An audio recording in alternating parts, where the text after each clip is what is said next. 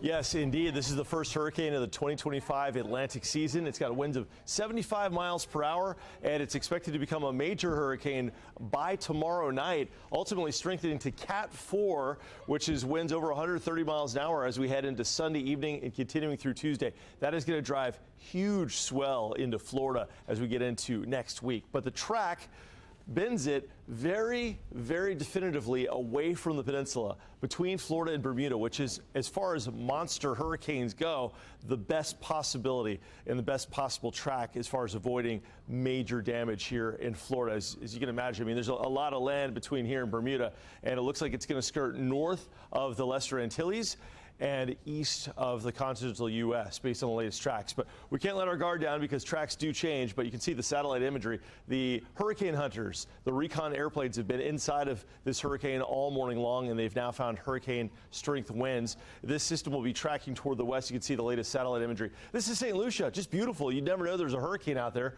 Blue waters, a live camera. But yes, once you get several hundred miles out, it gets very, very rough. And speaking of rough, high surf next week.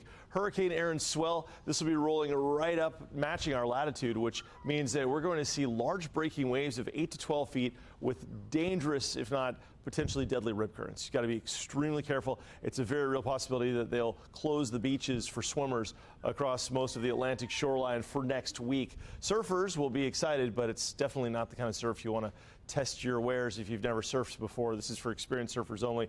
But the first big swell of the season is coming our way starting Monday, continuing through Friday. Right now, we've got tropical storm watches in effect for the northern leewards. This is Antigua and Barbuda, as well as Anguilla. And we'll see if these are extended across the British Virgin Islands later today to the northwest. The computer models are in agreement that this will make a definitive turn. And you can see the tight spacing between the lines. That means these distinct, very distinct, separate, completely different computer models are all in a universal agreement. The track is just about defined, and that is why there's a high confidence as far as where this thing is going to go. The other weather story beyond Erin, which is going to be a major Category 4 hurricane, is the heat. That is a major problem. And here's the thing about it. You know, hurricanes are big, they're dramatic, they can cause generation-defining damage, right, where you remember the big hurricane that came through.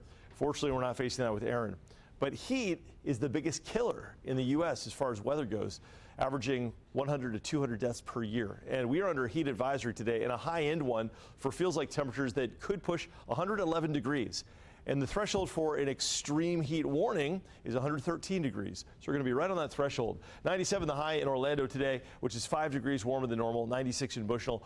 But the humidity levels are so high today that it's going to drive that feels-like temperature easily into the 110 to 113 range. Now, we may catch some relief here in the form of downpours as soon as 3 to 4 o'clock, but at the cost of lots of cloud-to-ground lightning. We saw a lot of lightning yesterday, caused at least one house fire. We may see a repeat today, hopefully not. That activity will drift west toward Tampa Bay by later tonight, so shouldn't be any issues with Friday night plans as far as rain goes. Let's talk 7-day forecast. 97 today, a 40% chance of rain. Rain chances going up as we head into the weekend, thanks to the arrival of some tropical air not associated with Erin. 70% chance on Sunday, all afternoon stuff, so make sure you keep a close eye to the sky if you have any plans outside or you're going to the beach. Then as Erin passes our latitude, our horizontal line of latitude, and moves well east of us by over 1,000 miles, it'll drag in some drier air for Tuesday, Wednesday, and that'll bring down our rain chances to a 20 to 30% shot.